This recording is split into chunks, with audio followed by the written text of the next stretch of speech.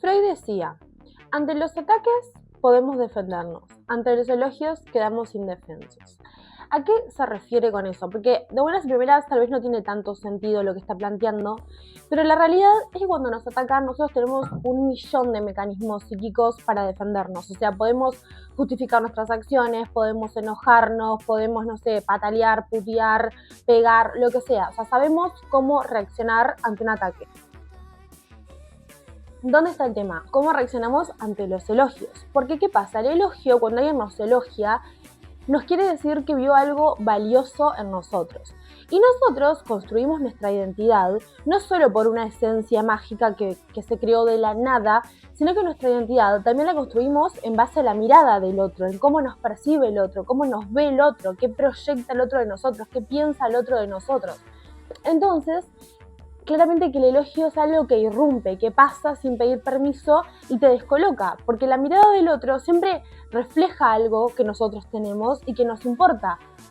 Indistintamente, o sea, directa o indirectamente nos importa cómo el otro nos ve y cómo el otro nos percibe. Entonces, ahí quedamos indefensos, no tenemos un mecanismo psíquico para poder atajar ese elogio, digamos.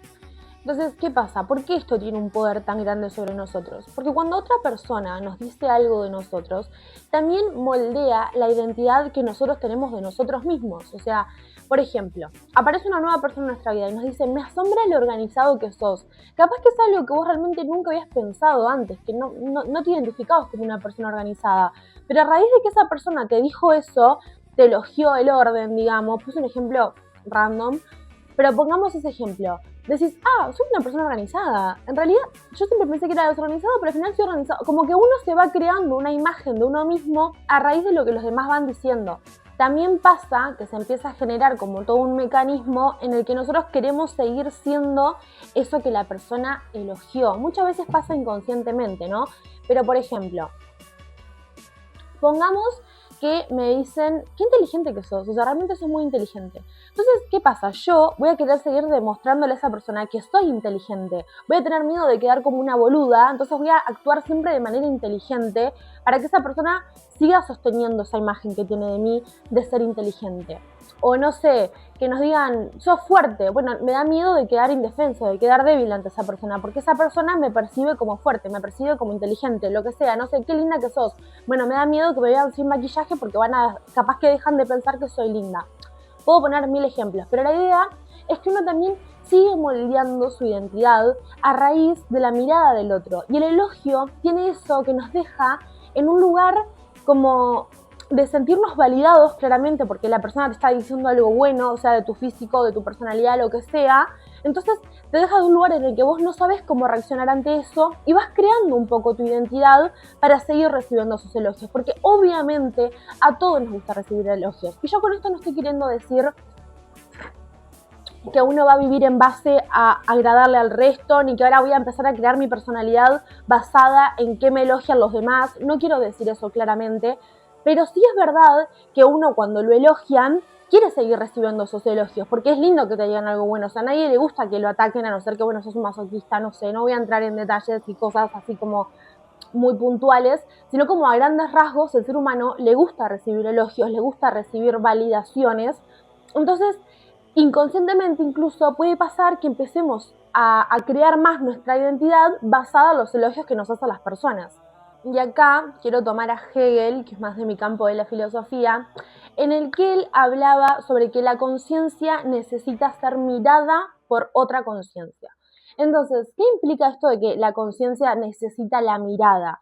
Que nosotros a veces podemos crear una personalidad, un modo de ser, que todo el tiempo tenga la mirada de esa otra conciencia. O sea, una identidad la que reciba muchos elogios.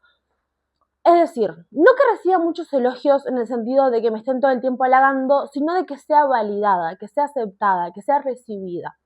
Entonces, la mirada del otro es lo que nos termina construyendo como sujetos. Por eso es tan importante el tema del elogio, porque muchas veces vamos al ataque, a que el otro nos percibe mal, lo que sea, y nosotros siempre sabemos cómo defendernos mal que bien de un ataque. Quedamos como en offside cuando vienen y nos elogian, porque ahí se despiertan otros mecanismos, otras cuestiones internas que no se despiertan con el ataque, porque con el ataque lo primero que es la defensa, atacar al otro, defenderme yo y atacar al otro. Ahora, con el elogio, claramente no pasa eso, vamos por otro camino. Hegel lo desarrolla más en la dialéctica del amo y el esclavo, y dice que el tema, digamos, el kit de la cuestión no era en quién tenía el poder, sino que era como una lucha de reconocimiento. ¿Qué es? ¿Cuál es la lucha de reconocimiento? O sea, ¿cuál era lo importante ahí? Obtener el reconocimiento del otro, tener la mirada de otra conciencia, que no fuera la nuestra. Entonces, ¿qué pasa? Muchas veces, en realidad, lo que nos duele más es no ser vistos. No el hecho de que seamos criticados, sino no ser vistos. Entonces, el elogio se vuelve adictivo de alguna manera, o se vuelve como esa cosa no necesaria, pero sí que como que de algún modo sí necesitamos, o sí queremos, o sí buscamos.